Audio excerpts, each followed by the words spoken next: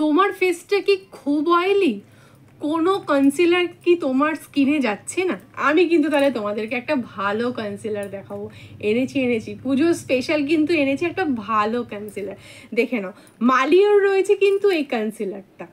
Just যাদের প্রচুর oily skin, একদম অয়েল কন্ট্রোলই হয় না ফেসে, তাদের জন্য কিন্তু এই হাই কাভারেজ কিন্তু মালিওর কিন্তু রয়েছে এই কনসিলারটা।